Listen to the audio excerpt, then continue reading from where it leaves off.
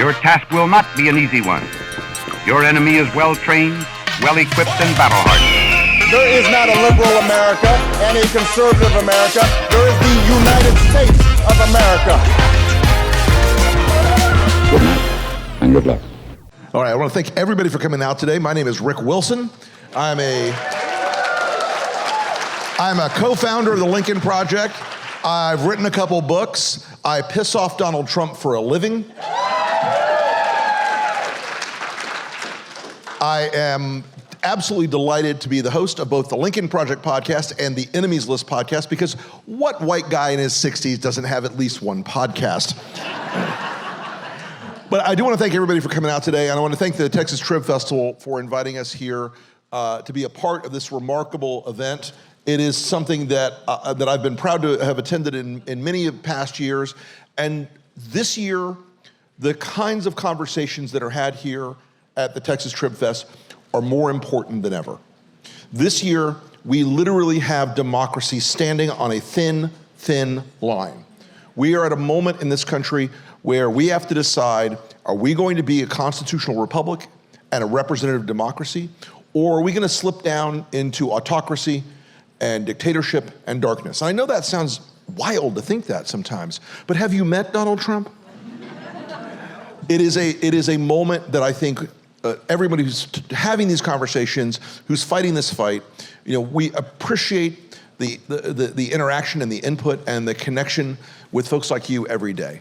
And so today, Mitch Landrieu, who is a former lieutenant governor of the great state of Louisiana, a former mayor of the beautiful city of New Orleans, one of my absolute favorite places in this whole wide world, and is currently a senior advisor to the President of the United States.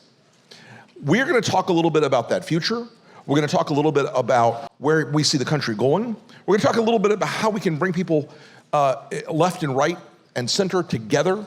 I mean, I think we saw a great example of that yesterday when notorious Antifa radical progressive Liz Cheney and her father, Red Dick Cheney, decided that they were going to do something quite remarkable in our day and age, and that was to endorse Kamala Harris for president. At this rate, I'm going to see Karl Rove with a Brat Summer t-shirt. But for all that, I do want to sit down, and the Enemies List podcast, we generally run about a half an hour. We're going to go a little longer than that today so we can do some Q&A with you great folks in the audience.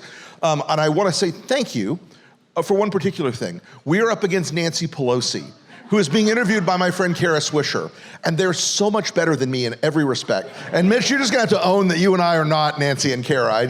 Although I do have my sunglasses somewhere. Anyway, so Mitch, thank you again for coming on today, and welcome to the Enemies List podcast. Thank you, it's great to be here. So I want to start Anybody watching the UT game right now? There's a Manning who's from New Orleans that's on that team. Y'all know that, right? He's gonna be great.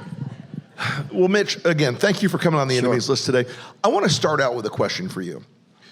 There's been this sense in our country for the last almost 10 years that we are so deeply divided we can never come back together.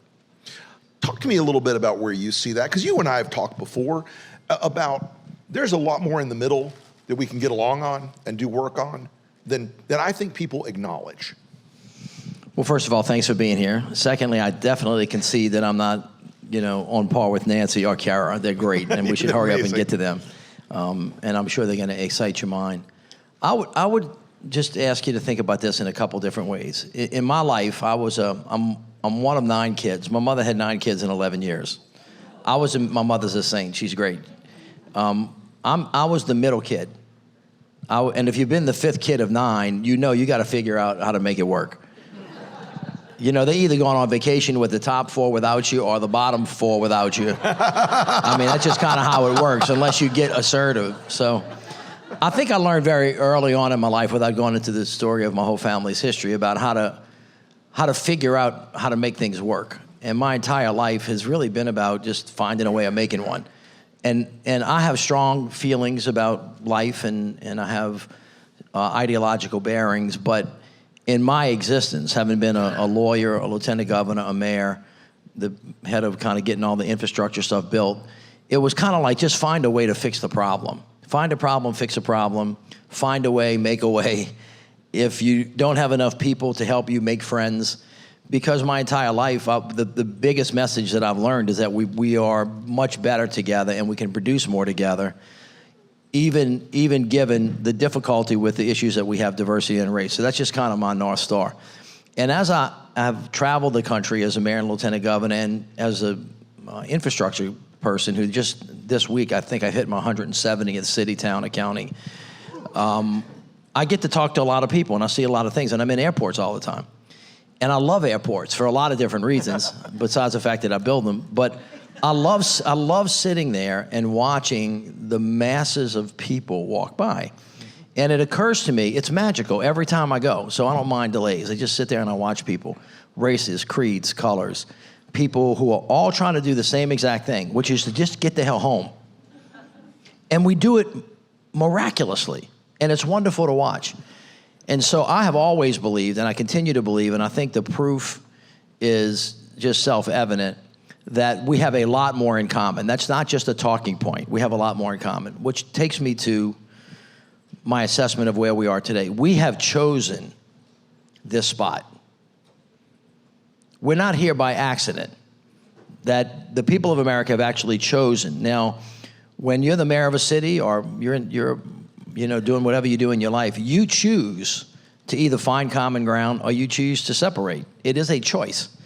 And in this country, some people have come to believe that isolation and separating, it leads to power. And they want to have that power. And the question is, if they get it, what will they do with it? And I think that really is the bigger picture. As you were mentioning earlier, it was interesting to me that Vice President Cheney, who for most Democrats was like Darth Vader. I mean, if we're being honest about it, I'm glad he's kind of, going to do what he said he was going to do right now. But don't get confused. Dick Cheney doesn't think like most of you people do about whatever the issues of the day might be. And Liz Cheney doesn't either, as magnificent as she is. But what they do agree on, and this is what this election is really about, and future elections, by the way, this is not the only one. And Donald Trump's not the cause, folks. He's just a symptom.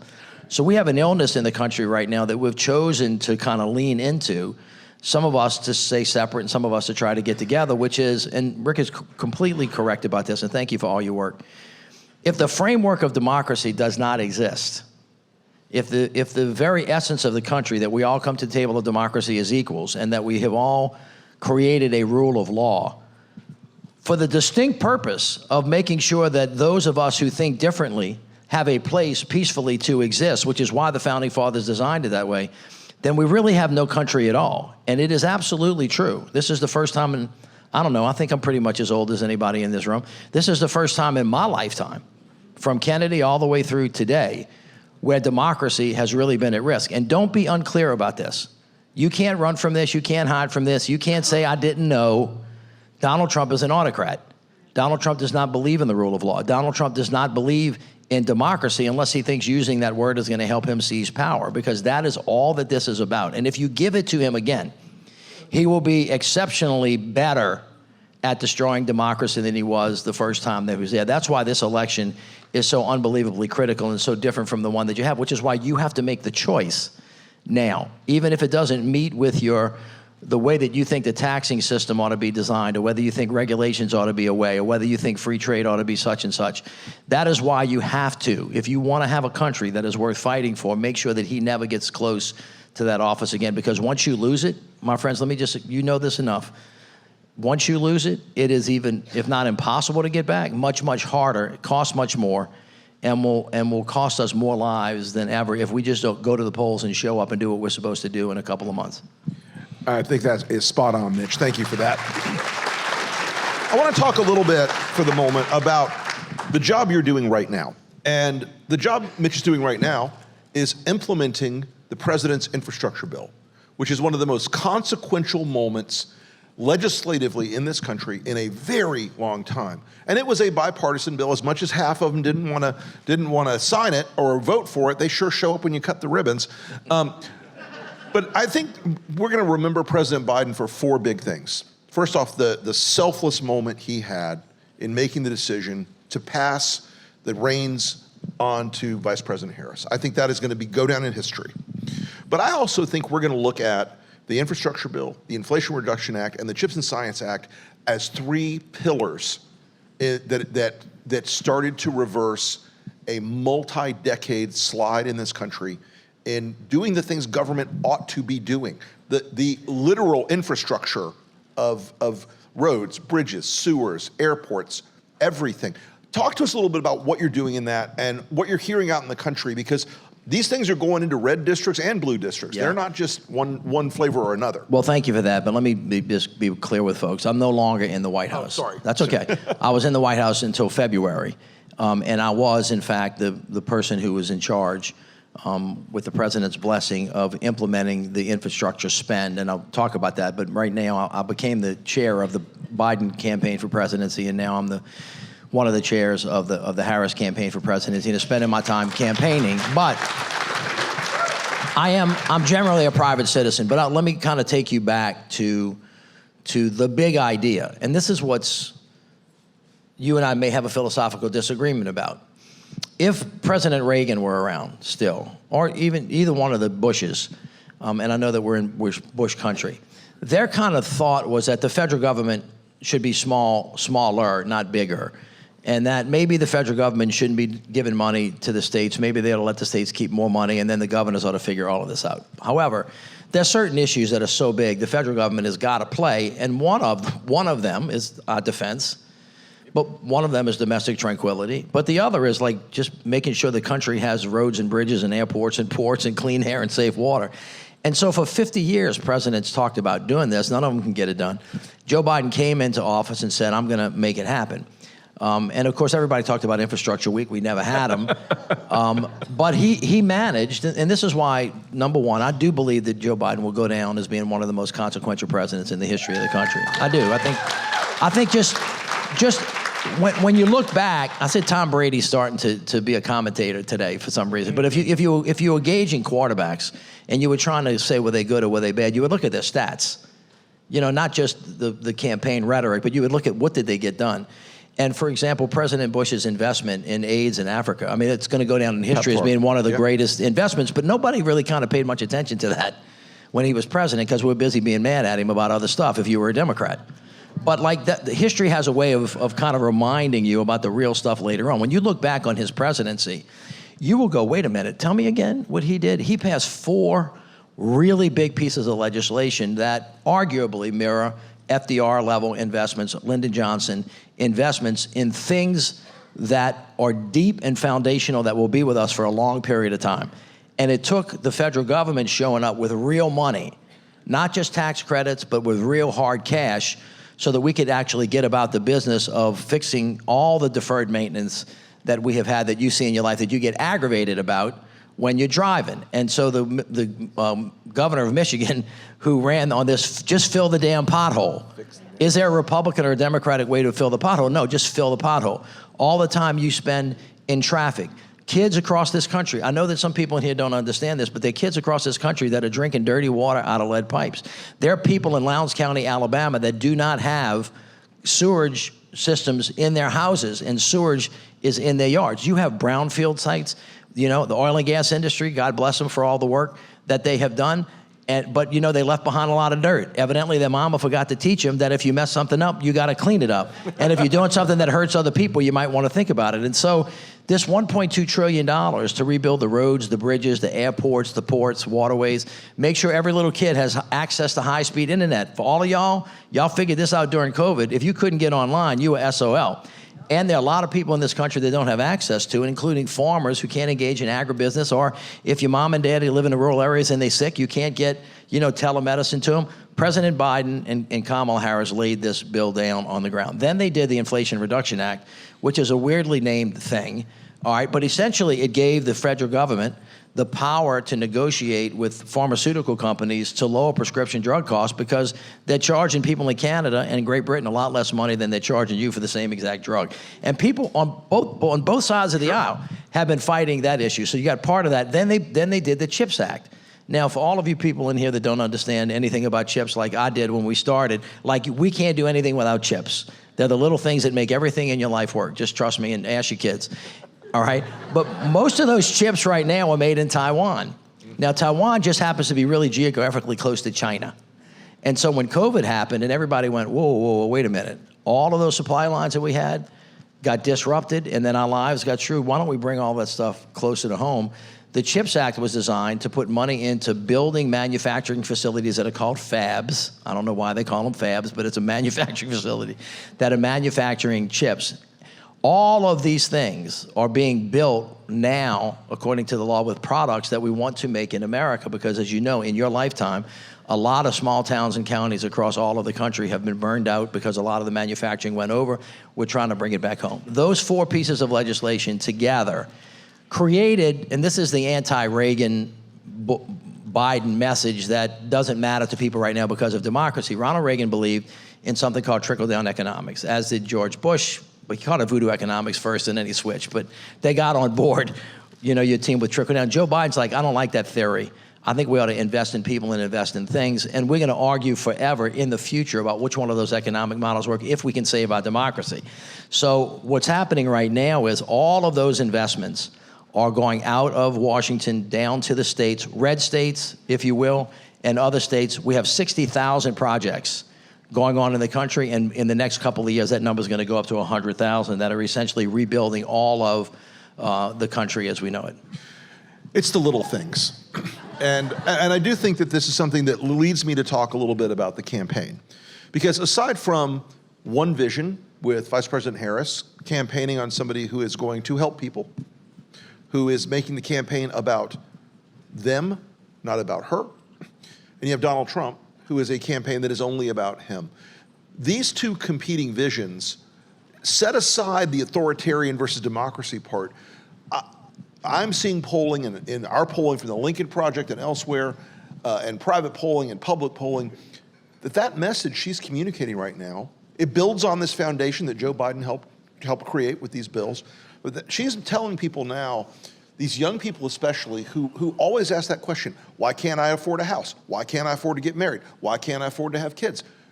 She's actually, for the first time in a long time, saying, I'm gonna take care of the things that are screwing you over.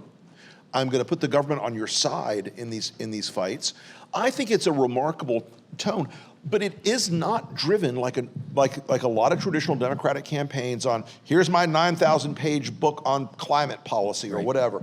Talk to us a little bit about how effective the tone and that working for you message has been for her. Well, it's important. You've been doing this for a long time, and the Lincoln Project's ads are just fantastic. And I can't, and I don't want anybody to think in this conversation that I don't think Donald Trump's like the worst thing that's ever happened to us, and we have to stop him. Okay, but let's kind of put that discussion aside for a minute and kind of get back into, well, how are you running the campaign and how's that message working? It's really crazy when you start this campaign maybe 2 years ago, or as soon as the media wants to start it, and then it goes in 1,000 different directions. As you get into the last 60 days or so, which is where we are, it starts to have to get really simple. This is a choice. 2 roads diverged into yellow wood, and they're really different choices. And one guy is for himself, for his rich friends, and for having power to hurt the people that don't like him. And there's a substantial amount of evidence to support that, so that message resonates. Or you can be for somebody who gets up every day fighting for you, fighting for the things that you care about, for the things that really matter, and fighting against the people that are trying to do the things that hurt you. And then she has to lay some of those things out. So, of course, prescription drugs is really critically important. If you're from a family that's got what we call in the South the sugar or diabetes, right? And you've been paying the cost of insulin for, y'all see the people from the South, some of the people from I saw some not nods. part of the South, like Louisiana. Y'all might know that in Texas, but they call it the sugar. And then you start listening to people tell you, I don't like that you keep telling me, Mitch, y'all created 16 million jobs and you have the lowest unemployment rate and we have higher wages. I know all of that, but it's really just really expensive. I just came back from the grocery store and I tried to buy a cantaloupe and it cost $4 when, last year I remember it costing $2. Y'all raising Havarti cheese that my granddaughter likes, and my wife says, I'm not buying it anymore because it's too damn expensive. Politicians have to stop telling people, well, yeah, but. You got to go, okay, if you care about that, I got a plan to help you fix that problem. And so the vice president has laid out, I think you have to agree, even if you don't like her and you don't agree with her, that the last 40 days have been spectacular if you're a political junkie and you look at how candidates are supposed to handle themselves, she's almost been near perfect. And I'm sure that there are going to be hiccups, but she's doing an excellent job of communicating to people that I am here to fight for you. I'm here to lift you up. I'm here to protect you. That's why she's talking about opportunity. And when she talks about opportunity, she talks about lowering cost, but she's also talking about freedom. And this is where the issue of reproductive freedom comes in. And she's not just telling people, well, wait a minute, if you think that the government ought to be that intrusive in my private life, and the government is going to take away from you what your mother has, what else do they want to take away? And how far will they go? And oh, by the way, since Donald Trump said leave it to the states, and the states have taken it and run with it, why don't you look at what Tennessee's doing? Why don't you look at what Florida's doing? Why don't you look at Louisiana, put mifepristone? I'm coming to Texas, I'm coming, yo. Hold up, babe. Why don't you look at the fact that Louisiana has now made mifepristone a controlled substance, so that if a woman is bleeding and she's in trouble and she needs help, you can't do that without violating the law, or your wonderful state of Texas, you know, who's one of course, the most enlightened states in the nation on this particular issue. But the point is not just that, although that is a critically important point, and women are going to speak with great voices, but the men are now starting to wake up going, this is about our wives and my daughters. Look, I have 2 beautiful daughters. I have 5 sisters. I've got 5 sisters-in-laws. I have 19 nieces. All right? So I have as a father, a husband, a mother, a brother, a stake in this as well. And the white men, especially the white bald-headed men, need to kind of, need to kind of really kind of get into, this is not just about them, it's about us. And we have to be really good allies on this issue, but it also goes to voting rights. It goes to the issue really of power and oppression. That if you give them power, are they going to use it to lift you up or push you down? And that's true whether you're talking about women, whether you're talking about people of color, whether you're talking about, you know, any issue that you talk about. And when you know that Donald Trump is an oppressive guy, a guy that if you give power to, he will only use it for himself and to hurt other people, you start going, you know, maybe I'll give myself a little room, which is why I think great Republicans like Adam Kinzinger or Jeff Duncan, all these guys and women, and Liz Cheney, if they want to live to fight another day, if they want to have a real Republican Party, if they really want to battle with me and our team over the future of democracy, we have to have a democracy first. That's why this race is, it is a little bit about policy, but honestly, it's really about democracy. And essentially, it's about character and the ability of a human being to use the power that we give them to lift us up or to push us down.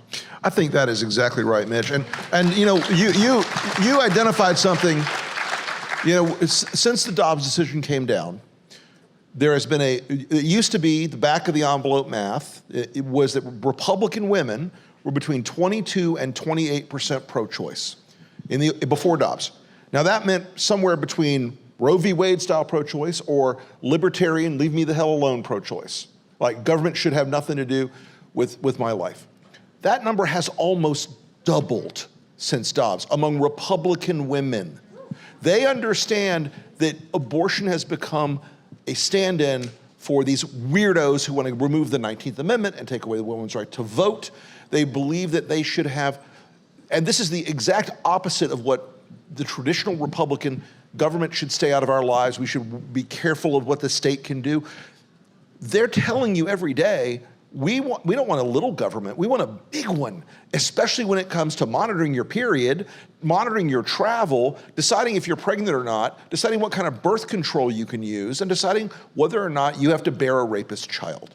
So that is a moment, we identified that in the polling. It has really moved women, but you and I are in this demographic between 1960 and 1990. If you're a man born between 1960 and 1990, and you have other children, daughters or granddaughters, you're what we call a Dobbs dad. And they look pretty Republican in a lot of ways, but they are pissed off that the thought of their little girl or their grandchild, of which I have my first now, 1 week ago. Go ahead, Paul. They're pissed off that the idea that their wife or their daughter or their granddaughter is going to have to die to make Mike Johnson happy. Well, I think that's right, and I think that many people who consider themselves to be people of faith, that I think in from their sense they are pro-life, are now saying, but wait, I don't trust my legislature now to be thoughtful and protective. I know that people in America, and people here are generally really wonderful, But I think that most people in America think it's like Mr. Smith Goes to Washington, where you go on the House floor where there are 435 members and somebody says, hey, it would be a great idea if today we talked about X. And we'll have an argument about it, and it'll be really pleasant, and everybody will get a chance to talk, and we'll resolve it the way we resolve issues around the Landrieu dinner table, or the way you do this at home, where you finally go, we have to live together. We actually have to come back here and see each other because we got to get ready for school, or we have to eat tonight. So we got to resolve it. And then we work it out in a way that accommodates all of us. That's generally the way most of us do everything. That is not how your government works. That is not the way it works. And so now that the Republicans, the hardcore pro-life MAGA folks on the issue of life have gotten their way, and the Supreme Court has unleashed complete freedom to state legislatures to do what they want, you're now beginning to maybe ask this question. Well, wow, how many legislatures are there in America? How many people are in those legislatures? What do they really look like? The answer is there are 7,000 legislators, plus or minus a couple. They are mostly older white men. In the lower 13 southern states, they're like predominantly 70 to 75% older white men who may or may not reflect your views or your values about anything. And so now that you've returned the power to them, again, they're asking you to return power to Donald Trump. It's not like you could not, that's not something you could not have known.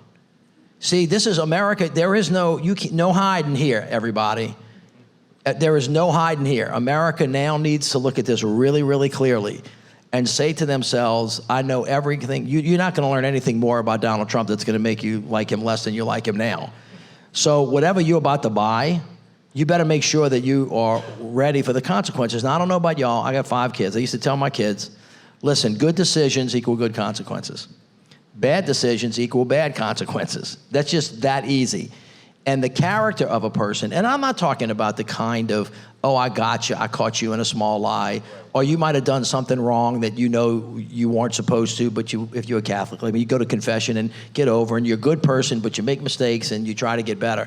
I'm not talking about that kind of character. I'm talking about dark character. Like you think the world is evil. You think it's apocalyptic. You think that somehow somebody told you you were the savior. You think that maybe you're never wrong. You think that when you look in the mirror, you see a king and a good-looking person rather than what you really see. Y'all understand what I'm talking about, right? That kind of delusion. And if you listen, this is what I get really defensive about Joe Biden, because everybody was like, my guy is not all there. Because he stuttered and this and that. I listen to Donald Trump talk, and I go, that guy, there's something really wrong with him. Like, he can't finish a sentence.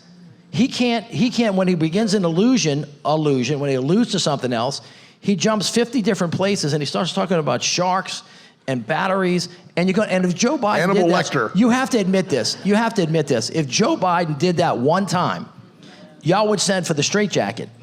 But somehow his folks, and this is just what we had, look, many of them are my cousins. I got a big family, and half of my family is like, I don't want to talk to y'all anymore about this. They are basically saying it doesn't matter what you say, what you think, what you do, how dark it is. Somehow, some way, I see in you somebody that's going to protect something that I used to have that I don't have, and so I'm going to be for you anyway. That is a very dangerous place, because Donald Trump, as he's demonstrating now on the issue of abortion, has no allegiance to anybody relating to anything, and he will throw his mother under the bus. So I'm just telling all my friends that are thinking that I'm going to be for Trump because he's going to be for me, he's never going to be for you, because he's only for one person.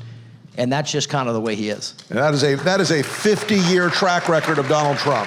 He has screwed every single person he's ever interacted with. He has broken every vow from marital to business to his oath of office that he swore, that sacred oath on the east front of the Capitol, or the west front of the Capitol that day. He has never been honest with America. He's never told the truth to this country. It is truly all about him. And yes, you know, I'm kind of an anthropologist to this guy. I've written 2 books about him, probably 1,000 articles, and made, you know, hundreds of television ads. And he's way too much in my head. I can't wait to get rid of him. It's dark. But he is not the guy he was in 2016. He's not the guy he was in 2020. He's not even the guy he was in 2022. This guy is breaking down in front of our eyes. I think he's falling apart. Well, you raise the issue that just made me think about one of the questions you asked me early on about, you know, do we really have more in common than not? And is it really a choice that we're making? When I was in the legislature, I was there for 16 years. I made it a point to go to breakfast and or lunch with the most conservative folks in the legislature, the ones that I disagreed with the most. And I remember the first time I heard Rush Limbaugh on the radio. I'm not going to tell you this legislator's name, but I was going to lunch with this guy, and he turned the radio on, and I heard him, and I was like, I don't know if I want to go to lunch with you. That guy's really bad, and this was early. Right. And one of the reasons I did it was because I wanted to see if I could work at finding common ground. You have to work at it. It doesn't come to you. You have to want to do it. You understand? I mean, I know that this sounds elementary, but we don't want to do it, and therefore we don't do it. And even if we wanted to do it, we let people who are in our own tribe scare us, so we don't. Okay? So America, this is not like rocket science. You have to want to get something done, and there has to be a price for people that you hire that don't get something done. That means get somebody else to get something done. And so you have to vote for people, and I'll give you a big secret about politicians. They want to get reelected. And you're the ones, and you have the power. So you should ask. This is an interesting question. You're a political anthropologist. How do you think we got here? Now I'm looking around the room. Is anybody in here 24 years old? Okay, you're 24. You were born in 2000. You were born before the turn of the century or after? All right, so you don't remember Y2K. Okay. So there was this thing, like right before you were born, called Y2K. All these lovely, thoughtful people in here felt like at midnight when the century turned that their life was either going to end or they weren't going to be able to communicate because there was this bug somewhere in the ether that was going to screw everything up. This is God's truth. Is this a real thing or not? Tell that kid, y'all were all crazy, all right? But in his lifetime, I want you to think about this young man's life. You had September 11th and our reaction to September 11th. You then had the Afghan war. You then had Katrina, which almost destroyed a great American city, which upended everybody, and thank y'all for loving New Orleans after that. You had Rita, you had Ike, you had the national recession, you had the BP oil spill, you had the 2008 recession that almost destroyed the whole country. You had the trauma of Donald Trump getting elected president, so, I mean, for a lot of people, they were like, well, what the hell was that? You had to live through all of that stuff. Right? And then you had a bunch of other wars, and you've gone through like all this stuff, and you went through COVID, where like your world almost ended. For these kids, for that 2 years, they like lost their friends. They were, doing what everybody did. So now, let me ask you, do you think he's got a lot of confidence that everything's gonna be okay? No. Have we adults handled ourselves in a way to make him feel like, we got this for you? No. Hell no. They're like, what the hey, right? So we have to really kind of go back and look, and this is just my personal, I'm speaking for myself now. I don't think America should have lost the first 2 decades of the 21st century to the rest of the world. But because of the choices that we have made, because our inability to kind of stay in the family and work things out, come hell or high water, as my mother would like to say, because we're all part of a family, and our choices to fight with each other and let ourselves be torn apart, that's why it feels like we're apart. But we're apart not by necessity. We are apart by choice. And we can choose differently. You can choose differently about gun violence. You can be pro-Second Amendment and think that there ought to be reasonable restrictions on who gets a gun and who doesn't get a gun. Frank Luntz, who's one of your guys, well, our guys, says not everybody needs any kind of gun all the time.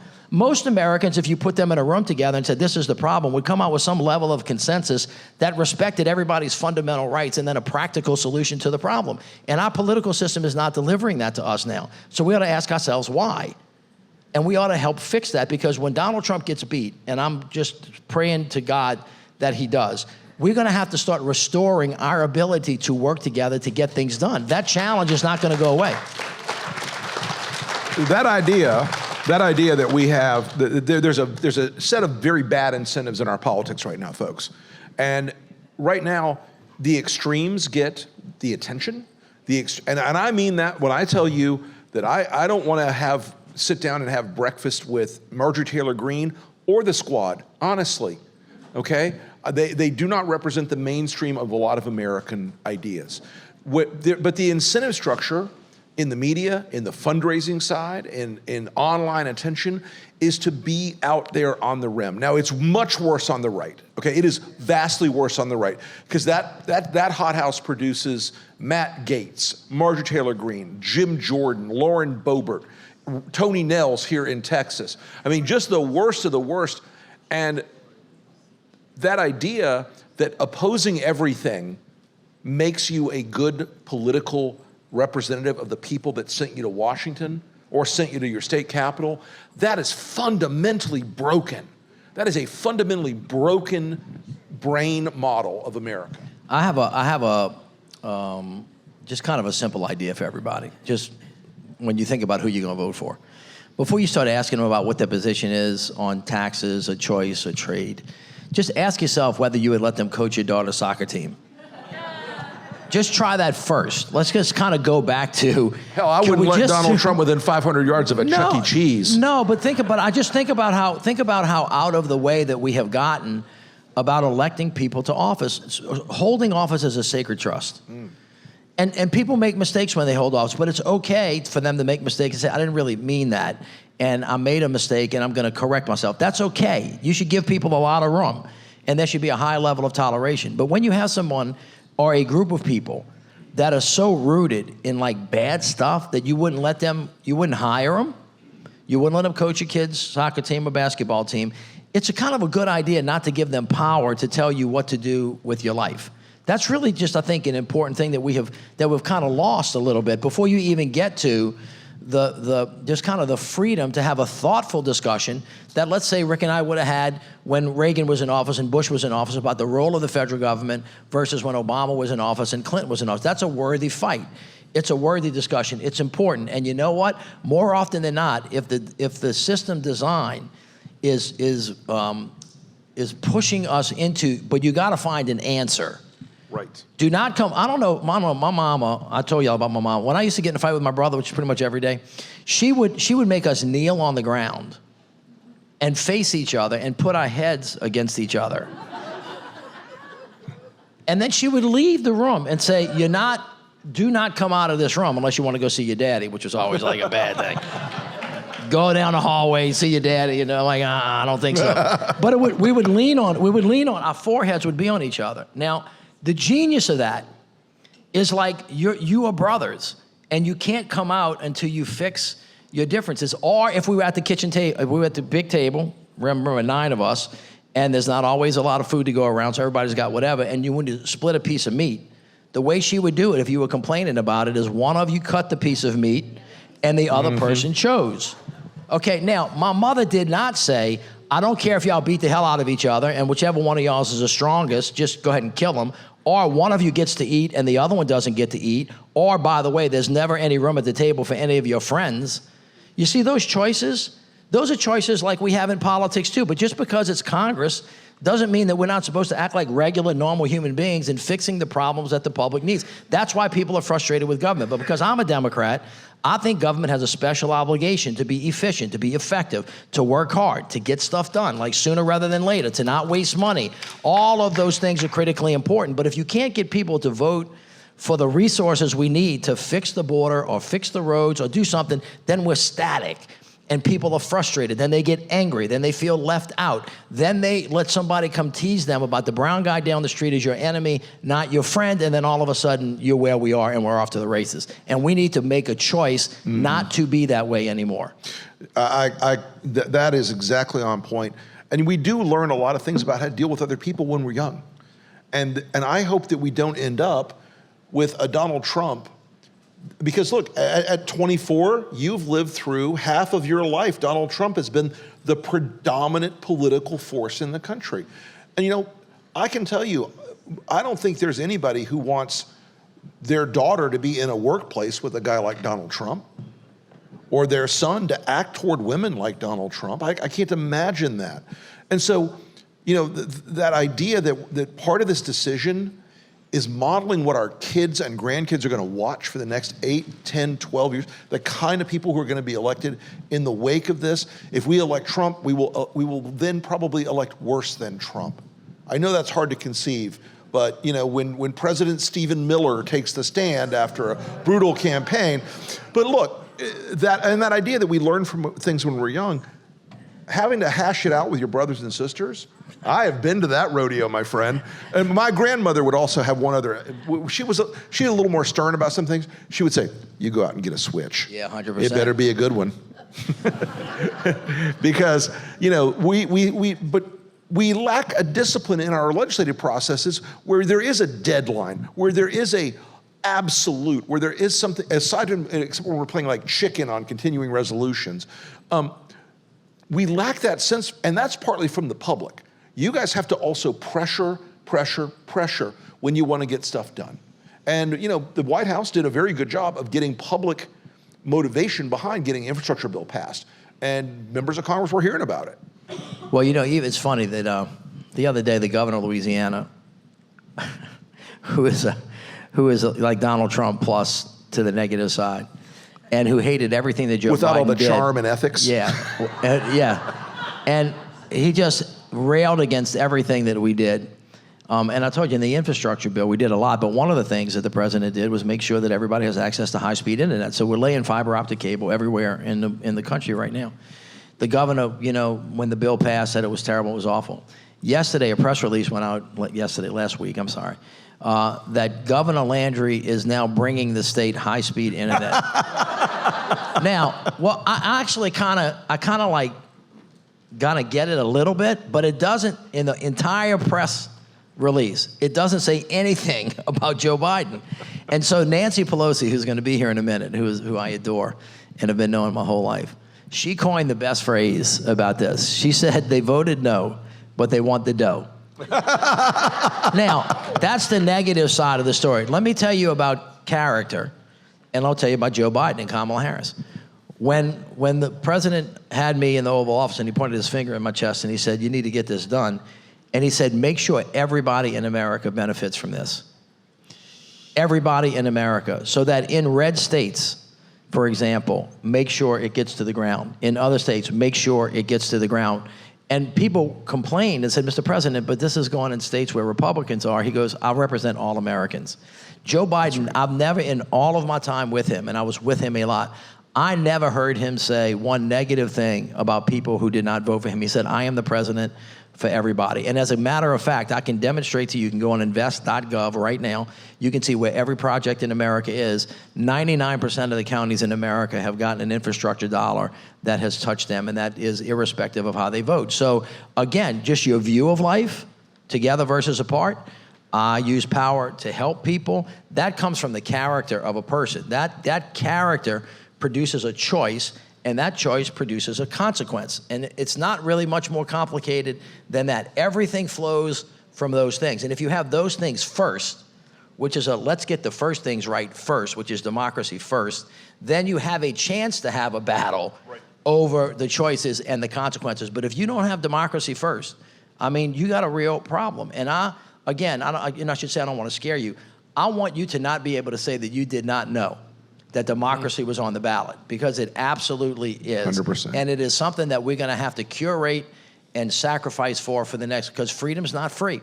People have paid the ultimate sacrifice for this, but you don't want to put us in a position of having to do that. And the best chance of doing it is doing this thing that you have the power to do. Just show up and vote. And if you're in a state that's going to vote one certain way, and you go to another state, go to Pennsylvania, go to Wisconsin, go to Michigan, go to Nevada, go to Georgia, go to North Carolina. Don't go anywhere other than those places.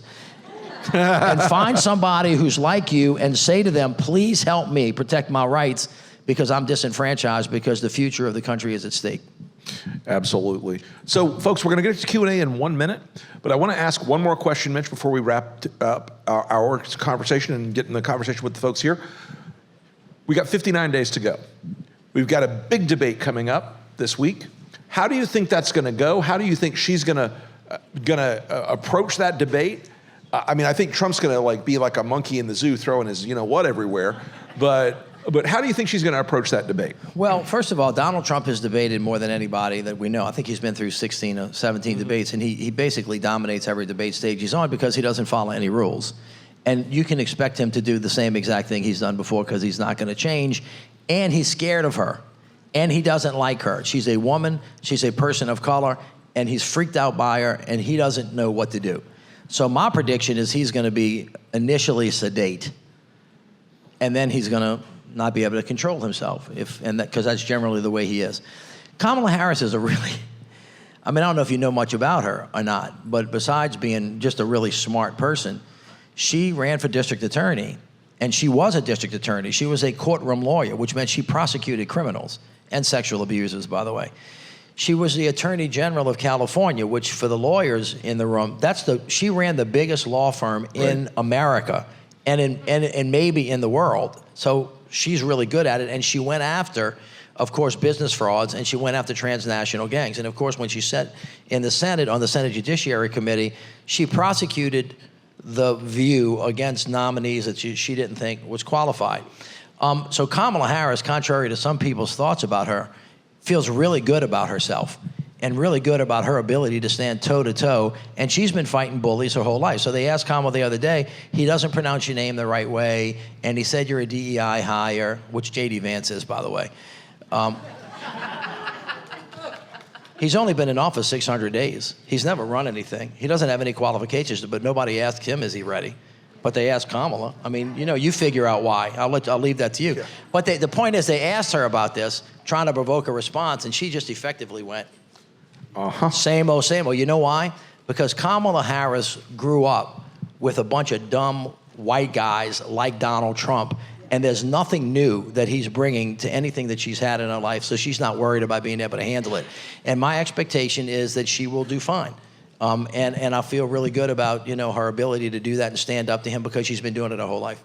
Well, thank you, Mitch. Give Mitch a hand. That was outstanding. Thank you. Thank you very much.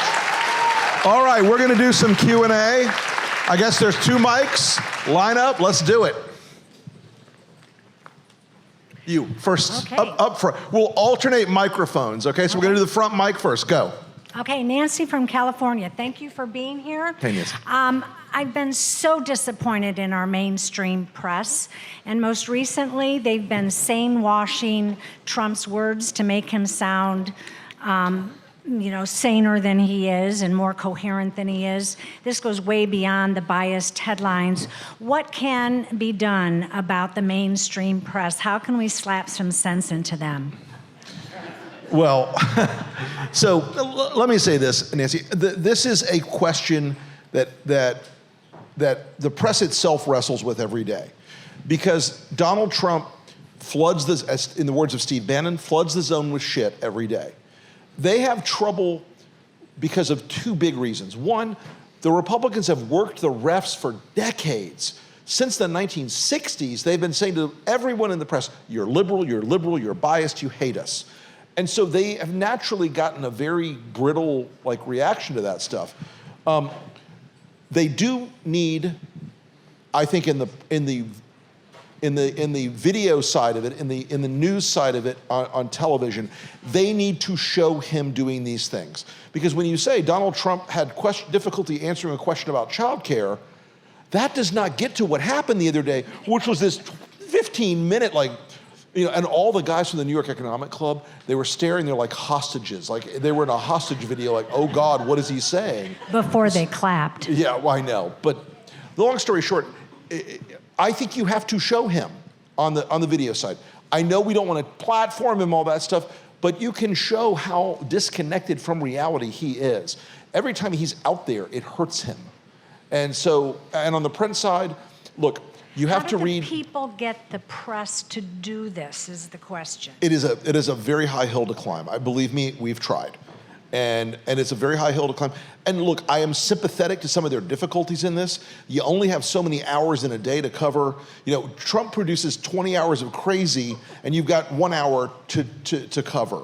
So it's a difficult question. They're doing their best, I think, in a lot of ways. Some are not. Some have the sane washing thing is real. I'm very critical of it, but it is a difficult question for them to grapple with, in part because the media has never been able to grapple with Donald Trump.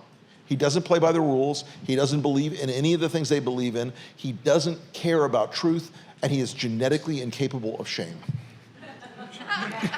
Okay, next question, back mic. Well, on that note, Welcome back, Rick. Every time I come to the TribFest, I go to your sessions because I know I'm going to learn something. I'm going to have a good laugh. So thank you for that. I'm going to rattle off some names that I think are relevant to the question I have. And it's going to start with Rick, Michael Steele, Adam Kinzinger, Liz Cheney, Nicole Wallace, Steve Schmidt, and has been alluded to, I can't believe I'm going to say this one, Dick Cheney. I think you all summoned great personal courage and stood against the people that hijacked your party. And I think that makes you, honest to God, trained democracy superheroes, and the rest of us owe you our thanks and gratitude. Well, I agree. Now, given that cast of characters and people like them, I'm an optimist. I'm like Barbara Jordan. My faith in the Constitution is complete. I believe the Constitution will endure, the democracy will survive, but what comes next for the GOP? Where does that party go? We need a two-party system. Does the party come back with those people, or do we see that it's the Whig party of the 21st century? What's next for you guys? I mean, look, you referenced the Whig Party, which in 1854 backed the Kansas-Nebraska Act, which extended slavery, and it was dead 2 years later. The party I worked in for 30 plus years, and I started out working for George Herbert Walker Bush. That party is as dead and gone and disappeared as the Whigs. The Republican Party of today kept the branding and the elephant logo and the red, white, and blue, icon, but it doesn't believe in anything except for the adulation of Donald Trump and the abuse of power. And so, do we need two parties? I think we absolutely need a center-right party in this country that believes in the Constitution, believes in the rule of law, believes in individual liberty, believes in a strong national defense and fiscal conservatism and all those things. I don't know when that happens, but the Republican Party has to be broken fundamentally. It has to be utterly defeated at the ballot box, not for just one cycle, but probably several before another party emerges. It's a really hard job. I'm 60 years old. I don't know if we'll see it in my lifetime. Can I touch that? Yeah, of course, please. I'm going to tell you two things. The first one's not the most important. In 2040, the country is going to be majority minority. Now that freaks people out for some reason. It shouldn't. It has been this way in America for a very, very long time, especially if you're Irish and you're Italian. You know the story if you ever go back and read it, and it's part of probably most of our history in this room. But the second part is should concern you more. When people are moving to places where they want to live, which you can do in America, that's a good thing right now. You can move to California, you can move to Arizona, you can move to Texas. In 2040, 70% of us will have chosen, unless we change what we're doing, to live in only 30% of the states. Mm-hmm. Okay? So start doing your math and start thinking about the Electoral College and start thinking about how senators are elected. And you'll come to the quick conclusion that you're going to have 2/3 of the senators will only be representing 30% of the people. Okay? Now, I don't think the Founding Fathers really thought about that. And these things that we have that are not in the Constitution, like the filibuster and the way that we organize and how many congressional seats that we are, we have to start asking ourselves now how the structures that we have adequately reflect what the will of the people really is. That's a really interesting mousetrap to start thinking about, because I don't think when this election is over that the 46% of the people that vote for Donald Trump, or 48 of them, let's just say 35 of them, are people that you're never ever going to get back and don't represent the George Bush wing of the party or the Ronald Reagan party. They're not going to change overnight. They're different kind of coalitions that have to get put together. They're different people that have to win. But I don't think that a country can survive if the governing structure that governs it is not responsive to the needs of 65% to 70% of the people. That is not sustainable.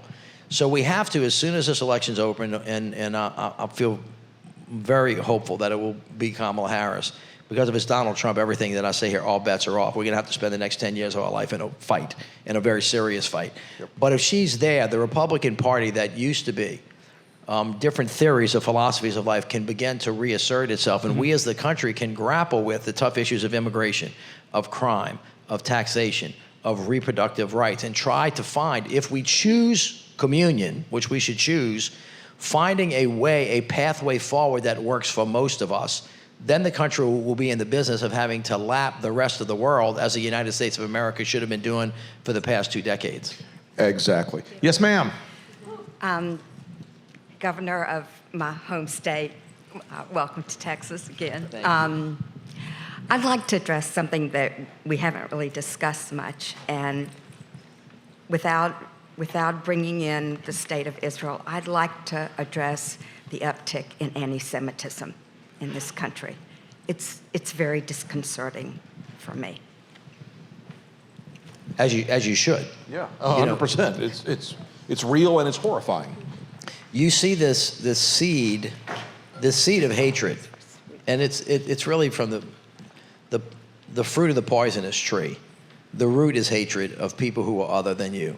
And that manifests itself in racism, it manifests itself in anti-Semitism, it manifests itself in anti-Muslim. It is other people are not us, and if they're not us, they're worse than us, and we don't need to protect them. This goes like, who are they coming for? If they came for such and such, when will they come for me? There was nobody there to protect me. And you see this now. And because of the incredible conflict that's going on between Israel and Gaza, and the passionate feelings around that, people have seen fit to become really overtly anti-Semitic. And people feel really at risk and really at danger.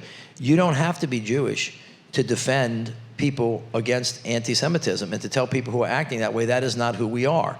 That is why you need to kind of reach out to help other people. But if the idea is that some of us are better than others, and that we're the ones who get, and so nobody else gets, and I don't have to protect anybody. And this is why, Rick, I really just want to echo what that guy said back there about you guys. What these guys are doing with the Lincoln Project and what Liz is doing and Vice President Cheney, it's really hard to go against your tribe. It is really hard because you know where you get ostracized? You get ostracized at the grocery store. You get ostracized at the cleaner. You get ostracized at the ballpark. If you're getting your nails done or you're getting your hair cut, I do get my hair cut. You get, At least it's easy we gotta for us. come up. In those intimate places of your life when you're standing there and somebody that the mother of a child that your kid goes to school with comes and looks you crosswise and says, you're not in our tribe, it's really hard to stand up to them. In the locker room at the tennis facility where y'all play. If one of the gals you go, we don't talk like that. So that I can be really clear with y'all, again, so nobody can say I don't know. What I mean by sacrifice for everybody in this room is in your personal relationships, your sisters, your mothers, your brothers, your cousin, your neighbors, you have to say to them, this matters to me. If you love me, maybe you don't understand, or maybe you disagree, but I need you to do this for me. This is how personal this election has to be. And on this issue, we've really confronted it. We cannot allow ourselves to hate other people because we don't agree with who they praise or where they came from or what they look like. That is not what America is. That does not make America strong. It makes us weak. It makes us worse. We believe that diversity is a strength, not a weakness. And that's for everybody, everything, all the time. Thank you. Okay, go ahead.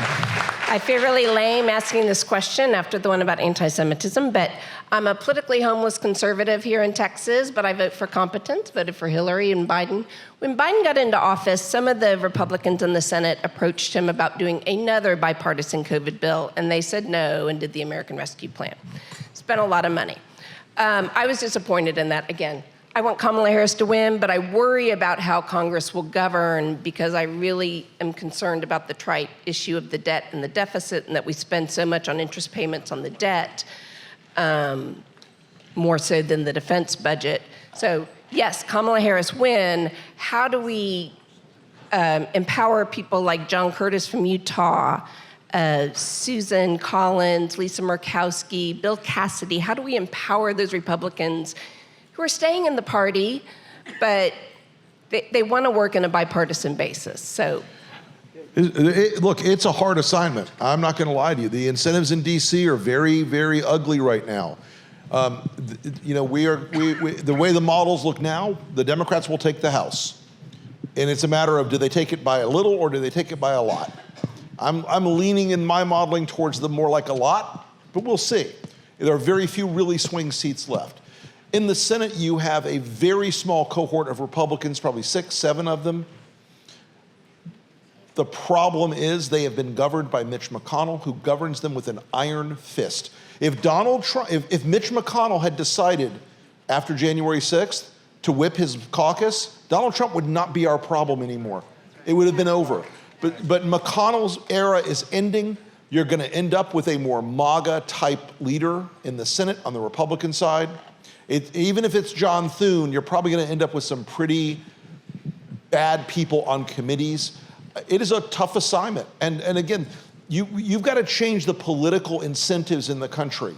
And it's not that you want to, look, elevating Susan Collins or elevating, you know, any other quasi-moderate Republican, it matters, but you also have to knock out some of the crazy. You also have to knock out some of the people who are the worst obstructionists, who are the ones, there's got to be a political price for being an obstructionist a-hole in the Senate. And that's a tough thing because we've got, you know, elections are staggered, although the next map in 2026, I have trouble even thinking about it, is pretty good for the Democrats on the Senate side. But we'll see. Look, it's also, legislative negotiation is a really hard thing. It's really tough. So, yes, ma'am. First, I want to thank you for the ad that you did that has the dad in with the daughter. Thank you. Yeah, that's absolutely incredible. And I also want to acknowledge, if you're the chair for the campaign, the roll call at the convention, such a showstopper. Turned down for what? Yes, and I'm sure that got under Trump's skin because it was just incredible. And also, I really enjoyed the freedom and the patriotism and all that and the language. And I heard, I think it was Longwell saying that not using the word democracy because, believe it or not, it can confuse people. And so freedom, it was just perfect. You know, really and truly such a great thing. But one quick thing I want to say is that would y'all please consider, in terms of an ad, telling people you can be pro-life, just like you said, but that doesn't mean that you should vote that way because you're endangering other people's lives. And I hate to say that you would have to minimize it and make it so simple for people, but a lot of people do need politics for dummies because they're not people like us that love it. And so they just need to see a visual like, okay, it's bad enough that someone rapes you, but imagine your dad raping you. And like, it's just this thing. It's just this flash. You know what I mean? You'll see more content directed to that because, look, our audience at the Lincoln Project are moderate Republicans, suburban Republicans, more educated Republicans, affluent Republicans, independent-leaning conservatives. You will see more of that because Dobbs is a gigantic issue for the voters that we've identified and persuaded over the last 5 years. So you will see more of that. And the one last thing, and I just want to say that I know it's terrible. Nobody wants to see the darkest parts of people's minds, but like I didn't know there's actually a website for daddies and daughters, and nobody needs to know that, but then maybe they do. Like, that's how far we're going to go. We're going to go that far. And so people, unfortunately, we can't protect them anymore. They need to know how bad it is. Absolutely. Well, folks, thank you so much. We are out of time. I want to say thank you for coming today. Thank you all for coming to the first live taping of an Enemies List episode. We look forward to seeing you again soon. And thank Mitch Landrieu for his participation today. Thank you so much, my friend. That was outstanding. Thank all of you. It's great to see you. All right. Thanks, everybody.